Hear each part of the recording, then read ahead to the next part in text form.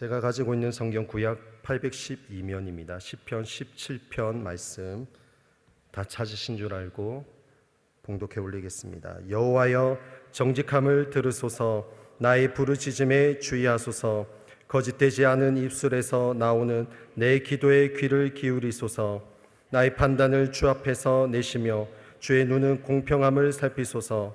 주께서 내 마음을 시험하시고 밤에 나를 권고하시며 나를 감찰하셨으나 흠을 찾지 못하셨으니 내가 결심하고 입으로 범죄치 아니하리이다.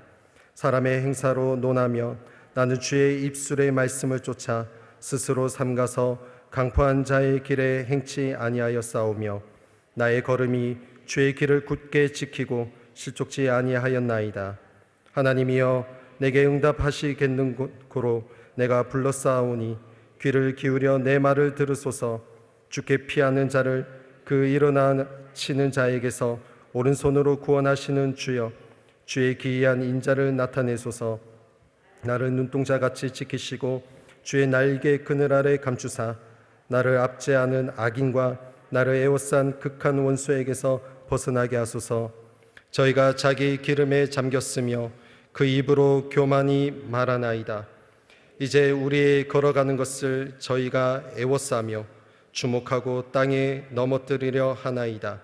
저는 그 움킨 것을 찢으려 하는 사자 같으며 은밀한 곳에 엎드린 젊은 사자 같으니이다. 여호와여, 일어나 저를 대항하여 넘어뜨리시고 주의 칼로 악인에게서 나의 영혼을 구원하소서. 여호와여, 금생에서 저희 분깃을 받은 세상 사람에게서 나를 주의 손으로 구원하소서. 그는 주의 제물로 배를 채우심을 입고 자녀로 만족하고 그 남은 산업을 그 어린 아이들에게 유전하는 자니이다. 나는 의로운 중에 주의 얼굴을 보리니 깰 때에 주의 형상으로 만족하리이다. 아멘. 8월 17일 효화행복 요절 말씀 시편 17편 15절 말씀입니다. 함께 읽겠습니다. 나는 의로운 중에 주의 얼굴을 보리니 깰 때에 주의 형상으로 만족하리이다. 아멘. 우리는 하나님이 지명하여 부른 하나님의 자녀이다. 우리는 세상 사람들과 다르게 살아야 한다. 첫째, 삶의 원리가 달라야 한다. 세상 사람들은 지식과 명예와 재물의 길을 간다. 그러나 다윗은 주의 길을 굳게 지킨다. 주의 길을 안내하는 말씀을 쫓아 산다. 과연 우리는 무엇에 기초해서 살아가는가? 우리 삶은 되는 대로 사는 인생이 아니다. 말씀대로 살아감으로 하나님의 자녀로서의 품위와 권위를 잃지 말자. 세상 속에 살되 하나님의 자녀로서의 품행을 지키자. 둘째, 삶의 자세가 달라야 한다. 많은 사람이 자신을 위해서라면 수단과 방법을 가리지 않는다. 자신의 이익에 따라 무고한 사람일지라도 넘어뜨리려 한다. 그러나 다윗은 그들과 싸우는 대신 원수를 하나님의 손에 맡긴다. 기독교인을 잡아 죽이던 바울을 바나바가 용서하고 세워주었을 때 안디옥 교회가 크게 부흥했다. 이처럼 우리가 주변 사람을 세워줄 때 교회가 부흥한다. 사람을 세워주는 삶, 사람을 살리는 삶, 이것이 하나님의 아들이신 예수님의 삶이셨다. 셋째, 삶의 목적이 달라야 한다. 사람들은 자기 자신을 기쁘게 하기 위해 살아간다. 그러나 다윗은 하나님의 형상으로 만족한다고 고백한다. 주의 형상은 살아계신 하나님을 상징하는 말이다. 다윗의 가장 큰 삶의 목적은 하나님과의 교제였다. 그래서 다윗은 압제나 핍박 속에서도 하나님의 얼굴을 뵙기 위해 의로운 삶을 살았던 것이다. 사람의 방법으로 사람의 길을 따라 걸어가면 주의 칼로 심판받게 된다. 그러나 하나님의 말씀대로 살면 주의 날개 그늘 아래 감추어 보호해 주신다. 아멘. 하나님의 자녀답게라는 제목으로 하나님 말씀 나누고자 합니다. 우리가 살아가면서 때로는 나에게 왜 이런 일이 일어나는지, 왜 억울한 이러한 삶의 문제가 나에게 있을까라는 당황할 때가 있을 것입니다. 오늘 시편은 구약 성경에서 시가 서로서 분류가 되는데 성경 전체의 가장 많은 분량을 차지합니다. 시편이 총 150편으로 이렇게 담겨져 있는 것을 우리가 알고 있습니다. 이렇게 많은 분량을 성경 안에서 시로 담게 하신 하나님의 목적이 분명히 있다는 것입니다. 그것은 우리 하나님은 하나님의 백성들이 하나님으로 향해서 인격적으로 만나기를, 관계를 맺기를 원하고 계신다는 사실입니다.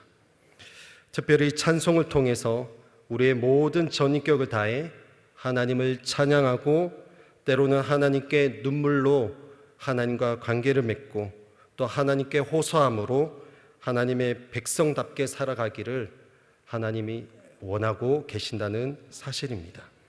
그 마음이 시편의 150편에 다 녹아져 있습니다. 그래서 시편 22편 3절에는 이렇게 고백하고 있습니다. 이스라엘의 찬송 중에 거하시는 주여라고 말합니다. 하나님은, 우리가 믿고 있는 여호와 하나님은 찬송 중에 거하시는 하나님이시다라고 고백합니다. 그 중에 오늘 시편 17편 말씀은 탄원시입니다. 나에게 왜 이런 일이 있을까? 나에게 왜 이러한 억울한 일이 있을까? 하나님, 도대체 이 상황은 어떤 상황인가요?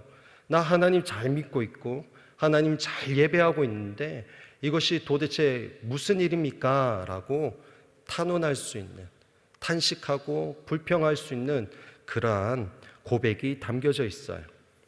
다윗이 하나님을 향해 탄원하고 있는 시가 오늘 본문 말씀입니다. 이 시편 17편은 다윗의 사정을 하나님께 호소하고 그리고 도움을 요청하면서 하나님께 탄원을 하는데 구체적으로 5가지의 요소가 담겨져 있습니다. 첫 번째는 하나님을 부르고요. 두 번째는 저자의 상황들, 다윗의 상황들, 처해 있는 상황들, 사정들을 그대로 아뢰는 불평과 그리고 탄원이 담겨져 있습니다. 그리고 세 번째는 하나님께 도움을 요청하는 간구함이 담겨져 있습니다. 네 번째는 하나님에 대한 신뢰를 드러내고 마지막으로 하나님 앞에 찬양으로 맹세하는 고백이 담겨져 있는 것이 오늘 시편 17편의 탄원시입니다. 다윗이 탄원하는 이 기도의 첫 소절이 어떻게 시작하고 있나요? 여호와여라고 시작합니다. 탄원시의 첫 번째 요소인 하나님을 부름으로 시가 시작됩니다. 여호와여 정직함을 들으소서, 나의 부르짖음에 주의하소서, 거짓되지 않은 입술에서 나오는 내 기도에 귀를 기울이소서라고 고백합니다. 우리가 가지고 있는 성경이 한자 성경에서 번역되다 보니까 조금 어색함이 있습니다. 다른 버전의 성경으로, 현대인의 성경으로 제가 읽어드리겠습니다. 1절입니다. 여호와여 나의 정당한 간청을 들어 주소서, 나의 부르짖는 소리에 귀를 기울이소서, 거짓되지 않은 입술에서 나오는 내 기도를 들어주소서라고 기록하고 있어요. 다윗은 지금 아주 당당하게 그러면서 간절히 여호와를 찾고 있습니다. 여호와를 찾는 이유는 다윗이 자신의 부르짖는 귀에, 그 귀에, 이 소리에 하나님께서 귀를 기울여 주시옵소서라고 간구하는 것이죠. 거짓말하지 않는, 나의 입술에서 거짓말하지 않는 이 고백을, 이 기도를 들어주소서라고 외치는 것입니다. 여기서 우리가 눈여겨볼 대목이 있습니다. 다윗이 자신의 기도를 들으실 대상이 누구인지를 명확하게 아뢰었다라는 것이죠. 그냥 신이시여, 하나님이여 라고 말할 수도 있어요. 그런데 다윗은 그러지 않고요, 자신이 믿고 있는, 조상들이 그동안 믿고 왔던 야훼 이름을, 여호와 이름을 외칩니다. 여호와 이름이 어떤 뜻을 가지고 있습니까? 우리가 잘 아시다시피 스스로 있는 자라는 뜻이죠. 전지전능하시고 무소부재하시고 온 우주 천하 만물을 창조하신 그 스스로 계신 자, 수천 년부터, 아니 수만 년부터, 태초부터 계셨던 그 여호와 하나님을 그 이름, 그 뜻을 먼저 선포합니다. 여호와여, 야훼여라고 외칩니다. 저와 여러분이 기도할 때도 마찬가지입니다. 우리가 기도할 때에 기도를 들으시는 대상이 누구인지를 명확히 알고 기도를 해야 한다는 것입니다.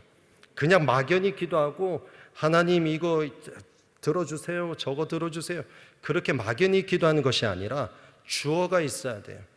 여러분, 우리가 하는 기도, 마귀도 듣고 있습니다. 더러운 귀신들도 듣고 있습니다. 그렇기 때문에 우리는 더 명확히 우리가 믿고 있는 하나님의 이름, 여호와의 이름을 명시하고 먼저 선포하고 그분께 아뢰야 할 줄 믿습니다. 다윗이 그렇게 기도했어요. 그런데 다윗만 그렇게 기도했냐? 아닙니다.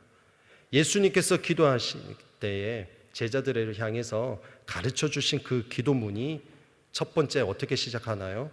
하늘에 계신 우리 아버지요. 예수님께서 제자들에게 기도문을 가르쳐 주셨을 때 첫 번째 언급하셨던 것이 성부 하나님이셨습니다.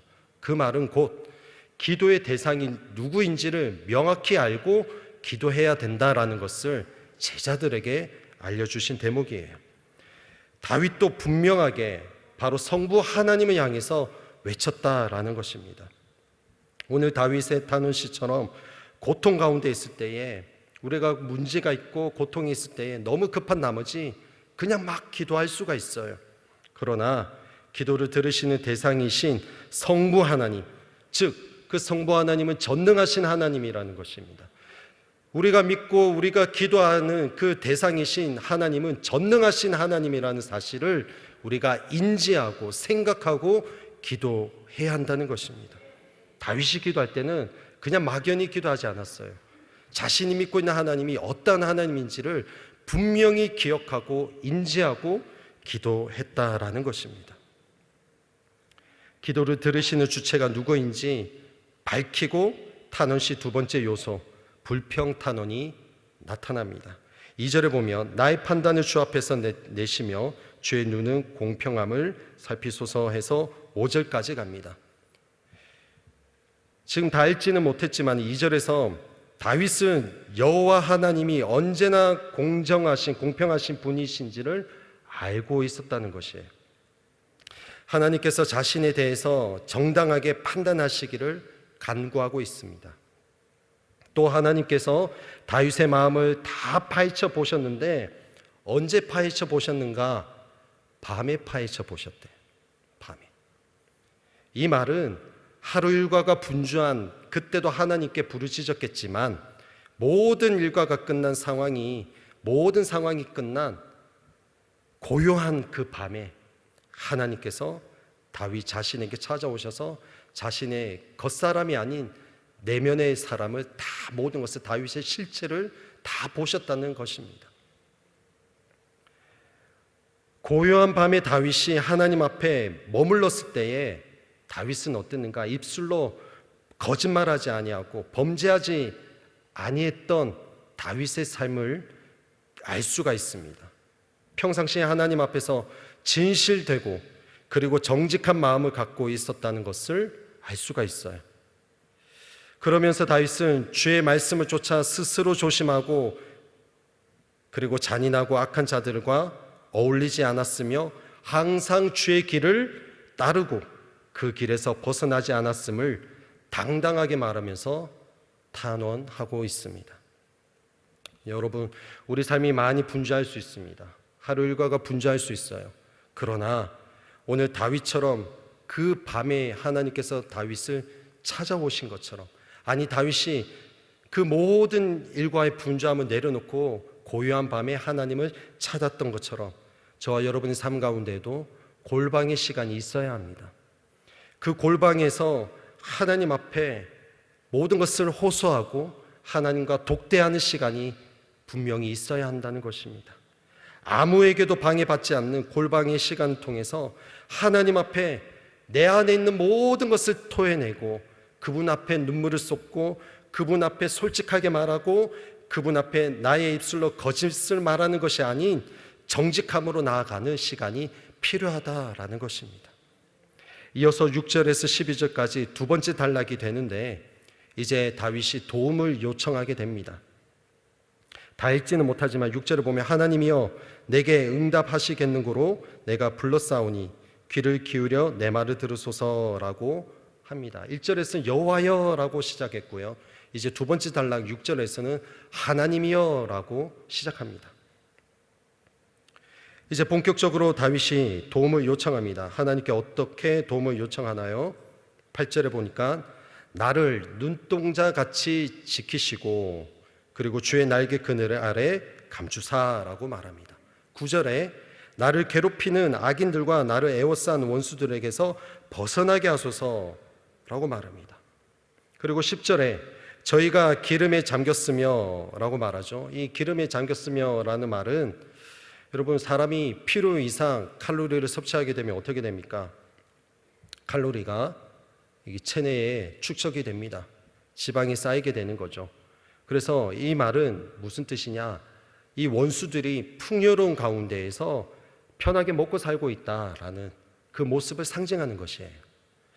그런 그들이 거만하게 말하고 있다는 것을 10절에 암시하고 있습니다. 그리고 그들이 다윗이 닿는 곳마다 에워싸고 넘어뜨릴 기회만 엿보고 있다고 11절에 말하고 있어요. 그리고 12절에 원수들을 한마디로 요약하는데 어떻게 표현하고 있는가? 사자같이 찢는 자로 원수를 표현하고 있습니다. 여러분 우리가 기도할 때에 때로는 죄송합니다. 원수 같은 남편이 생각날 때도 있을 것입니다. 원수 같은 자식이 생각날 때도 있을 것입니다. 여러분 그러나 기도할 때 포장하지 않았으면 좋겠어요. 하나님 앞에 기도할 때 가식적으로 포장해서 사랑하지 않는데 사랑하는 아무개 막 이렇게 안 했으면 좋겠어요. 오늘 다윗처럼 그냥 포장 없이 가면 쓰지 않고 있는 그대로 하나님 앞에 낱낱이 구할 수 있는 저와 여러분 되시기를 주님의 이름으로 축복합니다. 솔직하게 고백해야 돼요. 왜냐하면 솔직하게 하나님 앞에 고백할 때에 하나님의 분명한 하나님의 음성을 들을 수가 있습니다. 우리가 솔직하게 하나님 앞에 나아갈 때에 하나님께서도 솔직하게 더 명확하게 우리에게 나타나 보이신다는 것입니다. 하나님의 속성과 하나님의 성품을 다윗은 너무나 잘 알고 있었기 때문에 그렇게 기도할 때에 원수를 향해서 지금 사자같이 찢는 자로 표현할 만큼 이런 저주의 말을 단어를 사용하면서 하나님 앞에 기도했던 것을 알 수가 있어요. 내 인생 가운데 힘든 문제가 있습니까? 감당할 수 없는 큰 산을 만났습니까? 이 사람 저 사람 찾지 말고 여호와 하나님을 찾으시는 저 여러분 되시기를 주님의 이름으로 축복합니다. 하나님과 함께 씨름하고 야복강에서 씨름했던 그 야곱처럼 하나님 앞에 나아가 하나님과 씨름할 수 있는 저 여러분 되시기를 주님의 이름으로 축원드립니다. 마지막으로 세 번째 단락입니다. 13절에서 15절이에요. 여호와여 일어나 저를 대항하여 넘어뜨리시고 주의 칼로 악인에게서 나의 영혼을 구원하소서라고 하면서 15절에 나는 의로운 중에 주의 얼굴을 보리니 깰 때의 주의 형상으로 만족하리이다 라고 고백합니다. 13절에서도 이제 세 번째 단락 첫 번째 대상이 주어가 나오죠. 여호와가 나옵니다. 여호와를 찾음으로 시작합니다. 여호와를 찾고 이제 도움을 요청합니다. 그리고 하나님에 대한 신뢰와 찬양을 맹세합니다. 13절 14절에서 도움을 요청하고요. 그리고 이제 15절에서 하나님에 대한 신뢰와 찬양을 맹세하는 다윗의 고백을 볼 수가 있어요. 지금 조금 더 구체적으로 보면 여호와여 일어나 저를 대항하여 넘어뜨리시고 주의 칼로 악인에게 나의 영혼을 구원하소서. 여호와여 금생에서 저희 분깃을 받은 세상 사람에게서 나를 주의 손으로 구원하소서. 도움을 요청합니다. 그런데 쭉 가다가 이제 15절에 나는 의로운 중에 주의 얼굴을 보리니 깰 때의 주의 형상으로 만족하리이다. 반전이 일어납니다. 계속 도움을 요청하고 뭔가 마무리가 되어야 될 것 같은데 마무리가 되지 않고 아주 기분 좋게 끝나고 하나님 찬양하면서 뭔가 이렇게 결단한 듯한 이러한 분위기가 연출되면서 끝나버려요. 이것이 무엇이냐면 탄원 씨의 특징입니다. 타노시의 특징이에요. 타노시 특징 아까 말씀드렸죠.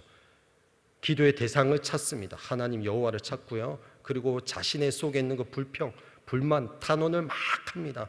그리고 도움을 요청합니다. 그리고 이제 하나님에 대한 신뢰를 선포하고 찬양에 대한 맹세를 선포합니다.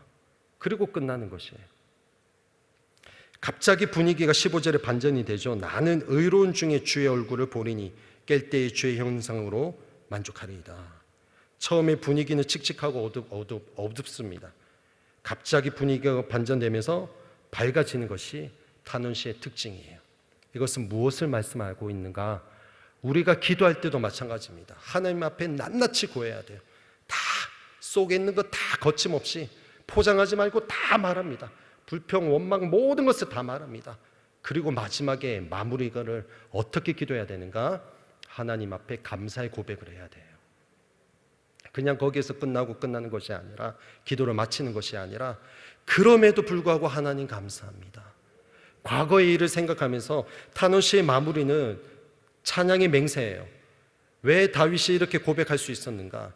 다윗이 양을 치면서, 그리고 그 이전에 어릴 때 시절부터 자신이 그 현재 상황에 놓여 있는 모든 상황, 과거 속에, 현재 속에 함께 하신 하나님의 은혜를 기억하면서 찬양으로 마무리를 했다는 것입니다. 우리의 기도도 마찬가지예요. 하나님 앞에 불평할 때도 있어요. 탄원할 때도 있습니다. 다 좋습니다. 그러나 마지막에 우리의 기도는 그럼에도 불구하고 하나님은 하나님이십니다. 하나님은 전능하신 분이십니다. 하나님은 역정케 하시는 하나님이십니다. 하나님은 치료의 하나님이십니다. 하나님의 성품을 찬양하고 감사의 고백으로 기도의 마무리를 결정해야 되는 것입니다. 말씀 맺겠습니다. 다윗은 누구보다 하나님께 당당하게 기도를 아뢰었던 자였습니다. 그가 그렇게 당당하게 하나님 앞에 나아갈 수 있었던 것은 자신이 누구인가, 또 자신을 창조하신 하나님이 어떠한 분이신지 하나님에 대해서도 알고 있었고 자신에 대해서도 알고 있는 정체성을 갖고 있었다는 것입니다. 하나님의 백성들, 그리스도인은 기도할 때에 정체성을 갖고 있어야 돼요. 우리의 정체성은 무엇입니까? 예수 그리스도의 십자가입니다. 그리스도의 십자가의 죽으심과 부활하심의 정체성을 갖고 인지하고 생각하고 그것은 놓치지 말고 우리가 기도해야 되는 것입니다. 다윗의 정체성은 언제나 나는 하나님의 백성이요, 나는 하나님의 자녀다라는 그 정체성을 갖고 있었습니다. 이것은 어느 순간에 은혜 받아서가 아니라 다윗의 평상시에 나는 하나님의 자녀답게 살아가야 된다, 나는 하나님의 백성이다라는 그 정체성을 갖고 있었기 때문인 것이에요. 우리는 순탄할 때 하나님을 찬송하는 것은 쉽습니다. 누구나 쉽습니다. 그러나 내 삶의 순탄한 길이 아닌 굽은 길을 만났을 때, 그리고 안개 속에 갇혀서 앞이 보이지 않았을 때, 그때 나의 실체가 드러나는 것입니다. 그때 나 홀로 있는 그때에 누구를 찾는 것이 아닌 하나님 앞에 나아가 눈물로 찬송하고 눈물로 찬송의 기도, 곡조 있는 기도로 주님 앞에 아뢰는 저와 여러분이 되시기를 주님의 이름으로 축원드립니다. 우리가 하나님을 노래할 때 하나님을 우리는 더욱더 선명하게, 분명하게 신뢰하게 될 것입니다. 우리가 하나님을 노래하고 찬송할 때 우리는 나의 환경에 지배되지 않고 하나님께서 다스리시는 그 나라 안에 거하게 되는 것입니다. 나의 감정에 휩쓸리지 않고 나의 판단으로 하나님과 반대되는 행동하는 것이 아니라 찬송 가운데에 하나님의 뜻을 구할 수 있는 저 여러분 되시기를 예수님의 이름으로 축원드립니다. 기도하겠습니다. 살아계신 하나님, 오늘 시편 17편의 다윗의 탄원을 통해서 오늘도 우리가 어떻게 기도해야 할지, 우리가 하나님 앞에 어떻게 서야 할지를 또 돌아보게 됩니다. 주님, 우리 삶을 통해 또 이 아침에 우리가 기도할 때에 하나님의 우리의 탄식과 우리의 눈물의 기도를 들으시고 그 가운데 하나의 탄식으로 끝나는 것이 아닌 하나님 앞에 찬양의 맹세로, 찬양의 결단으로, 찬양의 영광으로 주님의 이름을 높여드리고 그리 아니하실지라도 주님을 의지하고 신뢰하는 저희들의 신앙, 저희들의 믿음이 되게 하여 주옵소서. 예수님의 이름으로 기도 올리옵나이다. 아멘.